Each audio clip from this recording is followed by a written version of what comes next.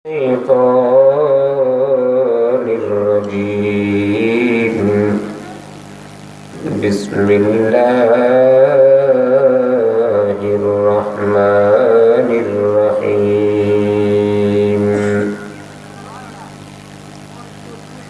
لقد كان لكم في رسول الله أسوة حسنة. صدق الله مولانا العظيم. وقال رسول الله صلى الله عليه وسلم: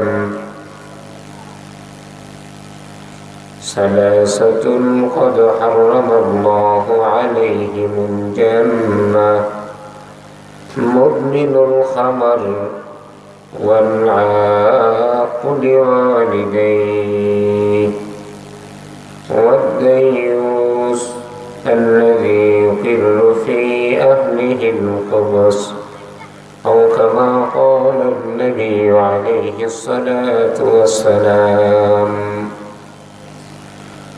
سبحانك لا علم لنا إلا ما علمتنا إنك أنت العليم الحكيم. الحمد لله। আল্লাহ সুবহানাহু ওয়া তাআলার দরবারে অসংখ্য অগণিত শুকরিয়া যে আল্লাহ পাক রব্বুল আলামিন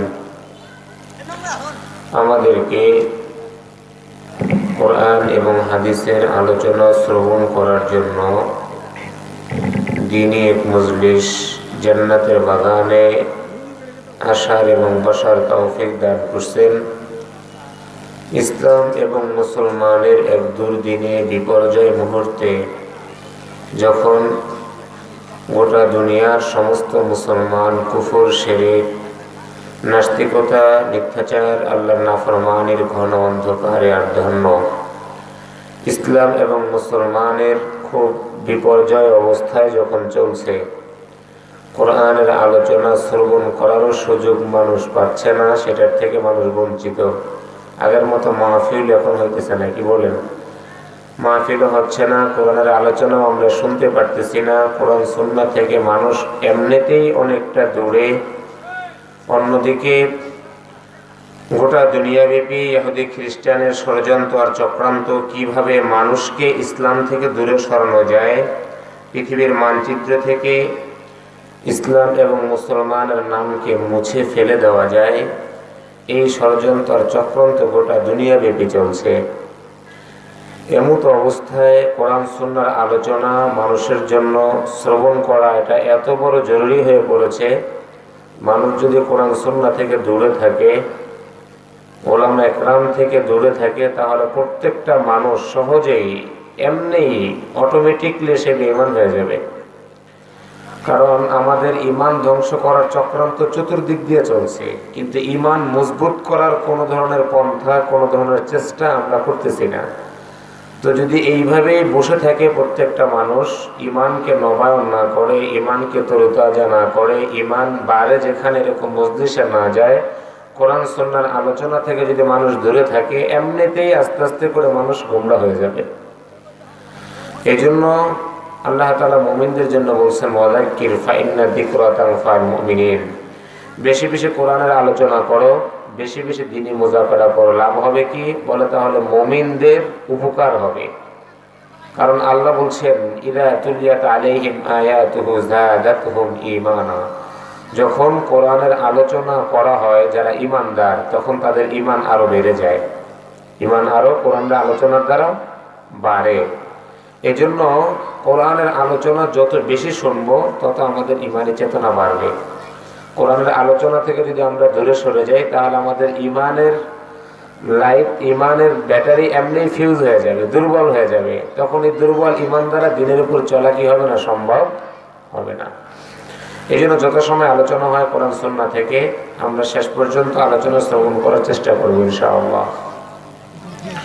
হাদিসে পাকের মধ্যে আসছে যে ঈমান এমন একটি জিনিস, যদি কোনো ব্যক্তির ঈমান যদি না থাকে, ওই ব্যক্তির সারা জীবনও যদি ইবাদতের পাহাড় পরিমাণ যদি ইবাদতের পাহাড়ও গড়ে, ওই ইবাদতের কোনো মূল্য আল্লাহ তাআলার কাছে নেই। ইবাদত মূল্যায়ন হওয়ার জন্য প্রথম লাগবে ঈমান। প্রথম কি লাগবে? ঈমান। ঈমান থাকার পরে যত ইবাদত করবে ওই ইবাদত তাকে জান্নাতে মেহমান বানাবে, তার পার্সেন্টেজ বাড়বে। ঈমান নাই, সারা জীবন ইবাদত করলে ইবাদত দ্বারা তার কোনো কি হবে না, লাভ হবে না। যে ঈমান হচ্ছে সবচেয়ে দামি একটি জিনিস।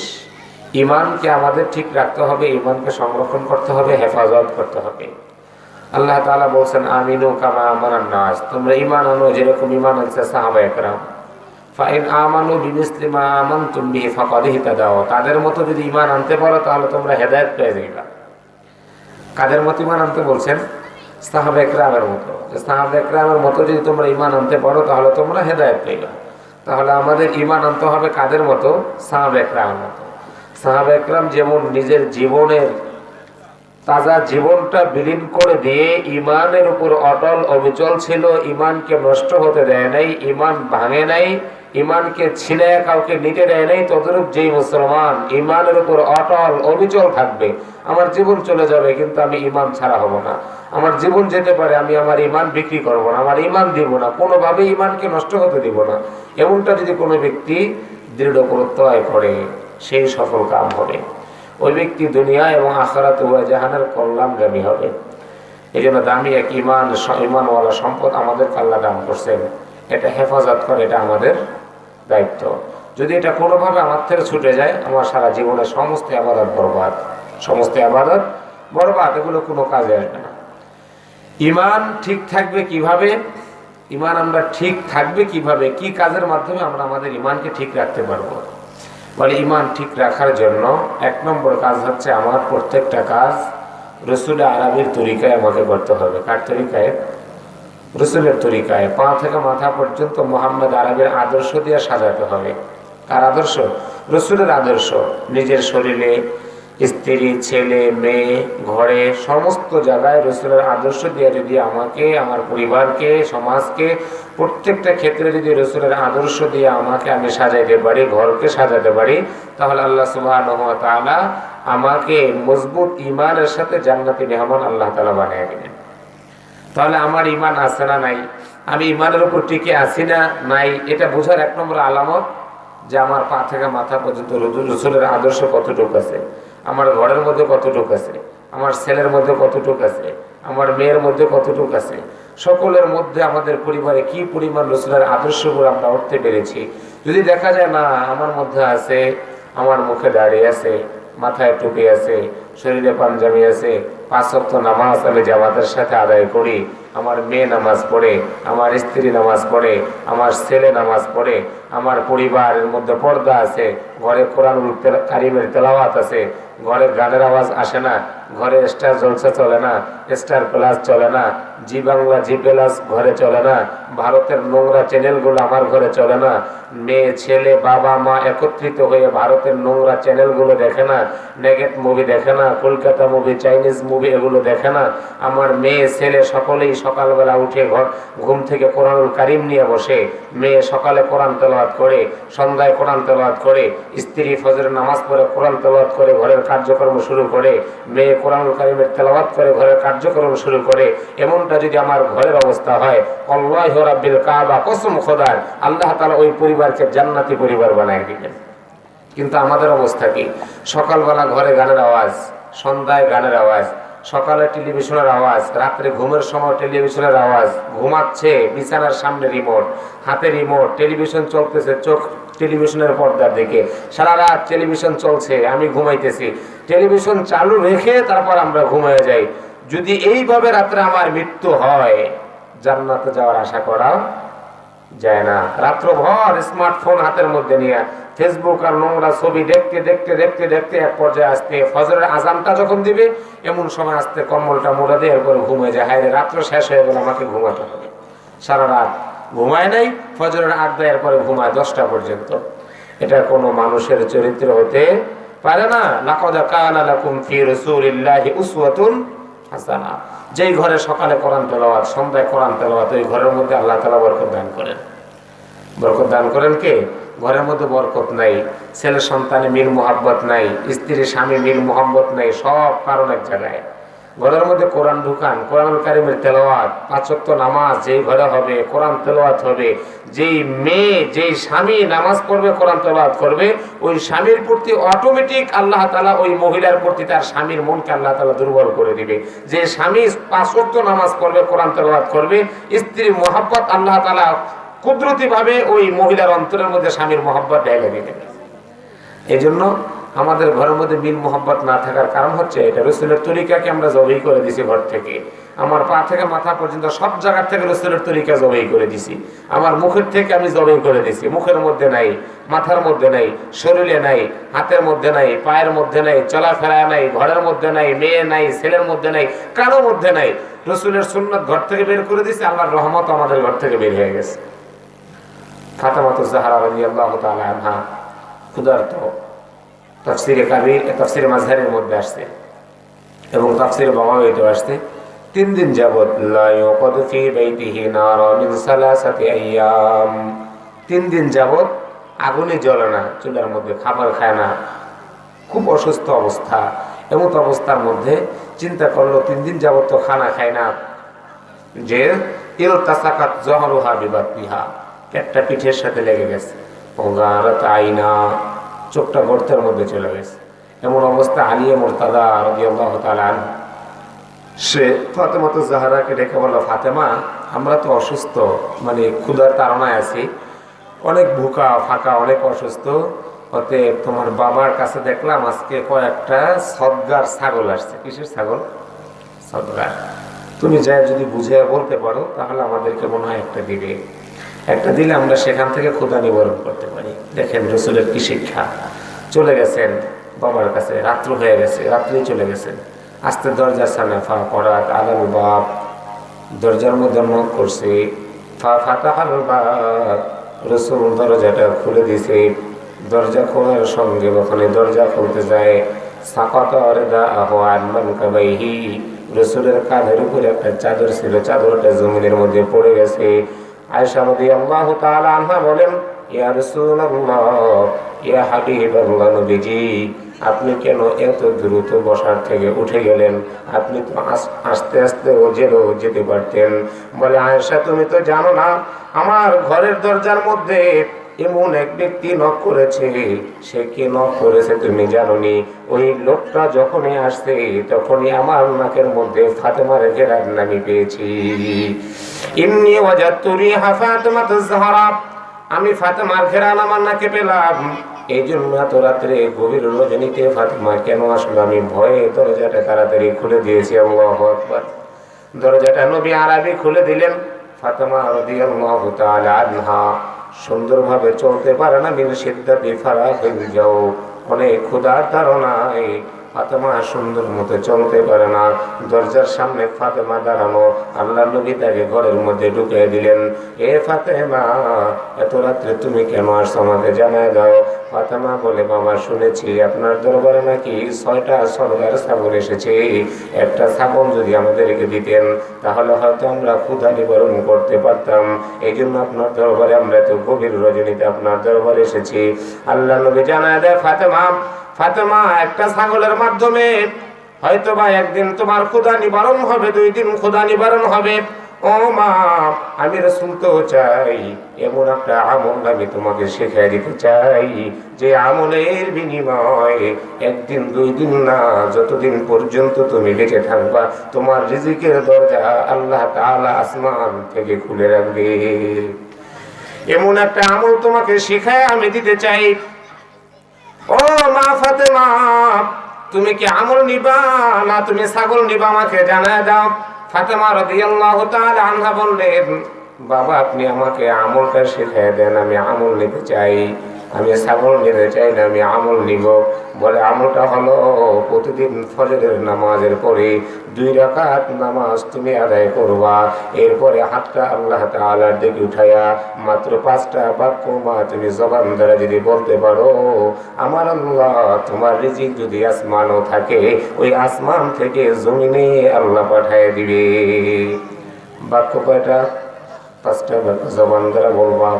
1 নম্বর বাক্য মা হাতটা উঠে বলবা, ইয়া আউয়ালাল আউয়ালিন, ওয়া আখিরুল আখিরিন ويا ذا القوة المتين ويا رحيم المساكين ويا أرحم الراحمين এই পাঁচটা বাক্য জবানদারা পড়বা ফজরের নামাজের পরে 2 রাকাত নামাজ পড়বা যখন সূর্য ওঠে সূর্য ওঠার পরে 2 রাকাত বা 4 রাকাত নামাজ আদায় করবা এরপরে জবানদারি আমলটা করবা বলে লাভ হবে কি রিজিক যদি আসমানও থাকে আমার আল্লাহ আসমান থেকে জমিনের ময়দানে তোমার রিজিকগুলো আল্লাহ পাঠিয়ে দিবে এই আমল যে দিন থেকে শেখালো এরপরে আমলটা শিখে পারের দিকে রওনা হলো ওইদিকে আলিয়া মুর্তাজা ছাগল জবাই করবে সব কিছু নিয়ে রেডি হয়ে বসা আসবে ছাগল জবাই করবে খাবারের ব্যবস্থা হবে কিন্তু নবী আরবের দরবার থেকে ফাতেমা আসে না অনেক সময় পরে খালি হাতে আসছে বলে ফাতেমা তুমি মনে হয় বুঝে বলতে পারো নাই তোমার বাবাকে বলে না না না আমার বাবাকে বলেছি কিন্তু আমার বাবা আমাকে মনে একটা সুন্দর আমল আমাকে শিখিয়ে দিছে ওই আমলটা যদি করতে পারি আমার আল্লাহ আসমান থেকে জমিনে এই রিজিকের দরজা খুলে দিবে খুশি হয়ে গেছে প্রতিদিন আমল করে প্রত্যেক দিনে আমলটা করে কয়টা শব্দ 2 রাকাত সালাতুল হাজত নামাজ পড়বে আর এই শব্দগুলো বলে বলে আল্লাহ তাআলার কাছে দোয়া করবে আব্দুল্লাহ ইবনে মাসউদ মৃত্যু শয্যায় শায়িত এক সাহাবী আসছে অনেকগুলো সম্পদ নিয়ে ধনাঢ্য সাহাবী আসছে আব্দুল্লাহ ইবনে মাসউদ বলেন এগুলো কেন আনছে বলে এগুলো নিয়ে আসছি আপনি অসহায় মানুষ আপনার ছেলে সন্তান এতিম হয়ে থাকবে তাদের খরচ করার জন্য আপনি চলে যাওয়ার পরে বলে না আমার প্রয়োজন নাই বলে কেন তোমার প্রয়োজন নাই বলে আমার এই জন্য প্রয়োজন নাই ইন্নী আল্লামতু আমি আমার প্রত্যেকটা সন্তানকে সূরা ওয়াকিয়ার আমল শিখিয়ে দিছি কি আমল শিখিয়েছি সূরা ওয়াকিয়ার আমল শিখিয়ে দিছি সকালবেলা আমার সন্তান ফজরের নামাজের পরে সূরাতুল ওয়াকিয়ার তেলাওয়াত করে সন্ধ্যার পরে সূরা ওয়াকিয়ার তেলাওয়াত করে আমার বিবি সকালে তেলাওয়াত করে সন্ধ্যার পরে তেলাওয়াত করে আমার মেয়ে তেলাওয়াত করে আমার ছেলে তেলাওয়াত করে সকলকে আমি ওয়াকিয়ার আমল শিখিয়ে দিছি আর আমার নবী জানায় দিয়েছেন যেই ঘরে ওয়াকিয়ার তেলাওয়াত হয় ওই ঘরের রহমত আর রিজিকের দরজা আল্লাহ তাআলা খুলে দেয় অতএব আমার সন্তানকে ওয়াকিয়ার আমল শিখিয়ে দিছি কোনোদিন আমার ঘরের মধ্যে অভাব স্পর্শ করতে পারে না ওয়াকিয়ার আমল সকালবেলা হয় আর আমাদের ঘরে এক্সট্রা জলসা চলে জি বাংলা জি পেলা জি গোল চলে নোংরা মুভিগুলো নোংরা নেগেট কলকাতা মুভি চাইনিজ মুভিগুলো আমাদের ঘরের মধ্যে অনার্গল চলতে থাকে ঠিক কিনা বলে যে এই ঘরের মধ্যে সকালে কোরআনের আওয়াজ সন্ধ্যায় কোরআনের আওয়াজ রাতে কোরআনের আওয়াজ ওই ঘরটাকে আল্লাহ তাআলা রহমত আর বরকত দিয়ে ভরপুর করে দেয় ফাতেমা প্রতিদিন এইভাবে আমল করে তাফসীরে বাগাবীর মধ্যে আসছে হঠাৎ করে ফাতেমা তো জাহরা একদিন আলী নামাজ পড়ে বাড়িতে আসছে ফাতেমা প্রতিদিন আলী মসজিদে নামাজ পড়ে সালাতুল হাজত করে আসতো আসিয়া ফাতেমা को দেখতো নামাজ পড়ে একদিন দেখে ফাতেমা তো জাহরা রাদিয়াল্লাহু তাআলা আনহার নামাজে নাই কোথায় চলে গেল বলে আমি বাইরে চলে গেলাম যাই দেখলাম ফাতেমা একটা চুলার মধ্যে সুন্দর মতো পানি গরম করে আর একটা চুলার মধ্যে দেখা যায় অনেকগুলো কাপড় চোপড় একত্রিত করিয়া পানির মধ্যে দিয়ে রাখছে বলে আমি আশ্চর্য হয়ে গেলাম ফাতেমা তোর নামাজ ছাড়া কোনোদিন সকালবেলা উঠে না আজকে এত সকালে কেন ফাতেমা উঠে গেল জয়া ফাতেমাকে ডাক দিয়ে বললো ফাতেমা লিমা জিতা হুনা কেন তুমি এত সকালবেলা এখানে আসছো ফাতেমা জানায় দেয় ইন্নী রাআইতু ফিল মানাম আজকে রাতে আমি স্বপ্নে দেখলাম আমার বাবা মুহাম্মদ আরবি সাল্লাল্লাহু আলাইহি ওয়াসাল্লাম ওয়াজা আমিনুহু আলা রাসি তার ডান হাতটা আমার মাথার উপর রাখছে মাথার উপর রেখে আমাকে বলে ও মা তুমি তো আজকে দুনিয়ার ময়দানে সেহরি খায়া রোজা রাখছো আমি তোমার বাবা জানাই দিলাম আজকে তোমার ইফতারি হবে তোমার বাবার সাথে জান্নাতের দস্তরে তোমার ইফতারি হবে জান্নাতের দস্তরখানে মা ফাতেমা এই কথাটা যখন ফাতেমা তো জাহরা রাদিয়াল্লাহু তাআলা আনহা শুনলেন তখনই চিন্তায় পড়ে গেল আমি যদি এইভাবে চলে যাই আমি মনে হয় আর দুনিয়ায় আর বেঁচে থাকতে পারবো না চিন্তায় পড়ে গেল কি নিয়ে কবরের মধ্যে যাব কারণ তাদের মধ্যে ভয় ছিল কার আল্লাহর ভয় ছিল কারণ আল্লাহ রাসূল বলেন ইয়া ফাতেমা আনকিদি নাফসাকি মিনান নার ফাতেমা তুমি তোমাকে জাহান্নাম থেকে বাঁচাও তোমার বাবা নবী হইলে কি হবে তোমার বাবাও তোমাকে জাহান্নাম থেকে বাঁচাতে পারবে না আর এখন তো আমাদের পীরেরা আমাদেরকে জাহান্নাম থেকে বাঁচায় দেয়, পীরেরা জান্নাতের টিকিট বিক্রি করে। বাবার দরবারে মুরিদ হলেন নামাজ রোজা লাগে না, বাবা আমাকে জান্নাতে নিয়ে যাবে। কারো যদি দুইজন পীর হয়, দুইটা না ধরে তাকে জান্নাতে নিয়ে যাবে। একজন যদি পীর হয়, ওই পীর তাকে জান্নাতে নিয়ে যাবে। স্টিমার ভরে আমাদের পীরের আমাদেরকে জান্নাতে নিয়ে যাবে। জান্নাতের টিকিট বিক্রি করা হয়। পীর নামে ভণ্ডরা আজকে হাজারো মুসলমানদেরকে বেঈমান বানানোর জন্য বিভিন্ন ভাবে তাদেরকে ইহুদি খ্রিস্টানের চক্রান্তর ষড়যন্ত্রের মাধ্যমে তাদেরকে বেঈমান বানানো হচ্ছে। আজকে মুসলমান পীরের দরবারে চলে যায়, নারী পুরুষ কোনো ভেদাভেদ নাই। বলে বাবার দরবারে পর্দা কিসের? মনের পর্দা বড় পর্দা। ঠিক কি বলে কি বলে না? বলে মনের পর্দা বড় পর্দা। মনের বাতি বড় বাতি, বাইরের বাতি মারো লাথি। বাবের দরবারে পর্দার প্রয়োজন হয় না, জাকির ভাই বোন পর্দার প্রয়োজন হয় না, পীরের কাছে পর্দার প্রয়োজন হয় না, মুর্শিদের কাছে গেলে পর্দার প্রয়োজন হয় না। সকলের এদের সামনে গেলে পর্দা চলে যায়। সব একাকার হয়ে জিকির করে, নাচ গান করে, আর লাফালাফি করে, ফালাফালি করে। অথচ নবীজির মেয়ে ফাতেমাতুজ জাহরা রাদিয়াল্লাহু তাআলা আনহা, আল্লাহর নবী মুহাম্মদ আরবির কন্যা, শুধু কন্যাই না, খাতুনে জান্নাত, জান্নাতের সরদারিনী হবে।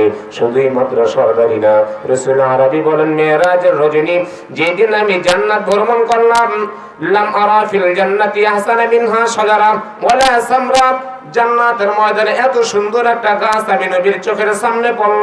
এত সুন্দর গাছ জান্নাতে আর একটাও আমি নবী দেখি নাই। ওই জান্নাতের গাছের নিচে আমি গেলাম, নিচে যাওয়ার পরে একটা ফল আমি ছিঁড়লাম, ফাতানাউলতুহা, ওই ফলটাকে আমি নবী খেয়ে নিলাম। খাওয়ার কারণে ফাসারাত নুতফাতান ফি সলবি, একটা সুন্দর একটা আমার যেই বীর্য আমার শরীরের মধ্যে আসছে। ফালাম্মা হাবিতুল আরদি, মেরাজের রজনী, এরপরে যখন আমি জমিনের ময়দানে চলে আসলাম, ওয়াকাতু আলা খাদিজাতিল কুবরা, খাদিজার সাথে আমি রাত্রি যাপন করলাম। ফাহামালাত বিহা ফাতেমাতুজ জাহরা, ওই রাত্রি যাপনের মাধ্যমে আল্লাহ ফাতেমাকে ডেলিভারি করেছে। অতএব জান্নাতের ফল খাইলাম, ওই ফলের মাধ্যমে ফাতেমা খাদিজার পেটে আসছে। এরপরে দুনিয়ায় আমি যখন জান্নাতের ঘেরান নিতে চাইতাম, ফাতেমাকে ডেকে বলতাম, ইয়া ফাতেমা তাআলি, ইয়া ফাতেমা, তুমি আমার নিকটে আসো। সাম্মাম তু ওয়াজাতু বিহা রায়হাল জান্নাহ, ফাতেমার থেকে কেমন যেন জান্নাতের ফলের ঘেরান আমি নবী পেতাম। সে আল্লাহর নবী হওয়ার পরেও এরপরও জাহান্নামের ভয়, এরপরে কেমন পর্দা করেছে, কেমন নিজেকে নিজে গুটায় রাখছে, কেমন নিজের যৌবনকে হেফাজত করেছে, অন্য পুরুষের নজর থেকে নিজেদেরকে হেফাজত করেছে। আল্লাহ রাসূল মুহাম্মদ আরবি এই স্বপ্নের কথা যখন আলী রাদিয়াল্লাহু তাআলা আনহুকে বললেন, আলী মুরতাদা রাদিয়াল্লাহু তাআলা আনহু, আলী রাদিয়াল্লাহু আনহু সামনে বসা, আলীও চিন্তায় পড়ে গেল, কান্না আলীর চোখ দ্বারা জর জর করে পানি পড়ে। বলে, তাহলে এখানে পানিগুলো গরম করো কেন? বলে, এই যে পানি গরম করি কেন জানোনি? আমি বলতে চাই, আমার জীবনের শেষ খেদমত আমার বাবা তো বলেছে, ওই মহিলা জান্নাতি, যেই মহিলার উপরে তার স্বামী সন্তুষ্ট হবে। আইয়ুমা ইমরাতিন মাতাত যাওজুহা আনহা রাদিন দাখালাতিল জান্নাহ, ওই মহিলা জান্নাতি, যেই মহিলার উপরে তার স্বামী সন্তুষ্ট হবে। এই জন্য আমি চিন্তা করলাম, আমার জীবনের শেষ খেদমত আমি তো ঠিক মতো আপনার খেদমত করতে পারি নাই। আমার জীবনের শেষবারের মতো আপনাকে আমি নিজ হাতে গোসল দিয়ে দিতে চাই। এই জন্য আমি পানিগুলো গরম করতেছি। বলে, ওটার মধ্যে পানি কেন গরম করেন? বলে, ওই যে পানি যত ঘরের কাপড় চোপড় ছিল, সমস্ত কাপড় চোপড়গুলো আমার জীবনের শেষবারের মতো আমি ধৌত করে পরিষ্কার পরিচ্ছন্ন করে আমি রেখে যেতে চাই। কারণ আমি চলে যাওয়ার পর আপনাকে কে ধুয়ে দিবে, কে এগুলো পরিষ্কার করবে? এই জীবনের শেষ খেদমত আমি করে দিতে চাই। বলে, ওটার মধ্যে খামিরা কেন? বলে, অনেকগুলো খামিরা করা হলো। বলে, খামিরা কেন? আমাদের ঘরে তো মাত্র 2 সের 1 সের আটাই যথেষ্ট, 5 সের আটা কেন একসাথে খামিরা করলাম? বলে, আলী হে, আমি যদি মরে যাই তাহলে আপনাকে রুটি কে বানায় দিবে? হয়তো 5 দিন পর্যন্ত আপনি যেন সুন্দর মতো খেতে পারেন। আমার জীবনের শেষ খেদমতটা আমি আপনার জন্য করে দিতে চাই। আল্লাহ তাআলার কাছে যখন মোলাকাত হবে, আল্লাহ তাআলার কাছে যেন জবাব আমাকে দিতে না হয়, এই জন্য আমি সর্বোপরি সব ব্যবস্থাপনা করে আমি দুনিয়ার থেকে যেতে চাই। এই কথা যখনই বলতেছে আলী রাদিয়াল্লাহু আনহু বাল্লালা দুমুআ আলিয়া, চোখ দ্বারা জর্জর করে পানি পড়ে, আলীর দাড়ি মোবারক ভিজে যায়। আলী রাদিয়াল্লাহু আনহু কান্না করে, ফাতেমা কান্না করে, হাসান হোসেন দুজন কান্না করে। আল্লাহ রাসূলের হাসান হোসেনকে ফাতেমা বলল, তুমি তোমার বাবার কবরে, তোমার নানার কবরের সামনে যাও, জিয়ারত করে আসো। ওখানে চলে গেছে। রাতের মধ্যে আসছে হাসান হোসেন যখন তার নানার কবরের সামনে যেয়ে সালাম দিত, সালামের জবাবটা কান্ন স্বামী থেকে নজরাইয়া, ওনারা বলে মনে হয় যেন সালামের জবাবটা আমরা আমার কানের দ্বারা শুনতে পেতাম। বলে ওখানে যায়, যাওয়ার পর ওখান থেকে চলে আসে, বলে কে যেন আমাদের কানে জানায় দেয় তোমার মা আজকে জীবনের শেষবারের মতো তাকে দেখে রাখো, আর দেখার মতো সুযোগ নাও হতে পারে। দৌড়ে ঘরের মধ্যে কান্নার রোল পড়ে গেল ঘরের মধ্যে। আলী রাদিয়াল্লাহু আনহু কান্না করে, ফাতেমা কান্না করে, হাসান হোসেন কান্না করে। এই মুহূর্তের মধ্যে সমস্ত কাজ কমপ্লিট করার পর হঠাৎ করে সমস্ত কাজ যখন কমপ্লিট হয়ে গেল, কাজগুলো কমপ্লিট হওয়ার পরে শরীরের মধ্যে অনেক জ্বর, খাস্তার মর্জ, অসুস্থতা অনেক বেড়ে গেল। শরীরের মধ্যে অনেকটা জ্বর জ্বর অনুভব হয়। এমন একটা সময় যখন হয়ে যায়, এই সময়ের মধ্যে আলী রাদিয়াল্লাহু তাআলা আনহুর হাতটা ধরে ফাতেমাতুজ জাহরা রাদিয়াল্লাহু তাআলা আনহা শরীরের মধ্যে লাগায় দিলেন। বলে দেখেন আমার শরীরের মধ্যে অধিক প্রচন্ড পরিমাণ জ্বর দেখা যায়। দেখলো আসলে অনেকটা জ্বর অনুভব হচ্ছে। এরপরে তিনি শুয়ে পড়লেন, নিজের গোসল ফাতেমা নিজ হাতে নিজের গোসল কমপ্লিট করে নিলেন। ফাতালাব্বাসা কামিসুহা, নিজের কামিজটা নিজেই পরিধান করে নিলেন, জামা পরিধান করে শুয়ে পড়ল। আলীকে ডেকে ডেকে বলে, আলী হে, আমার শরীরের মধ্যে কি পরিমাণ জ্বর। কিছুক্ষণ পরে আলী রাদিয়াল্লাহু আনহুকে বললেন, ওসিক বিসালাস, আমি আপনাকে তিনটা জিনিসের ওসিয়ত করে যেতে চাই। এক নম্বর ওসিয়ত হলো দুইটা পা জড়িয়ে ধরছে, বলে আলী আমাকে ক্ষমা করে দেন। আমাকে যদি আপনি ক্ষমা না করেন, আল্লাহ তাআলার আদালতে আমাকে জবাব দিতে হবে। আপনি ক্ষমা না করলে জান্নাত আমার কবরে নসিব হবে না। হয়তো অনেক কষ্ট আপনাকে দিয়ে দিয়েছি, আপনি আমাকে ক্ষমা করে দেন। একটা নবীর মেয়ে হওয়ার পর স্বামীর উপর কেমন ইহসান, স্বামীর উপর তার কেমন ভালোবাসা, কি পরিমাণ স্বামীর প্রতি তার ইজ্জত আর সম্মান। বলে আলী হে, আমাকে ক্ষমা করে দেন। এটা হলো আমার জীবনের প্রথম নম্বর ওসিয়ত, ক্ষমা করে দেন।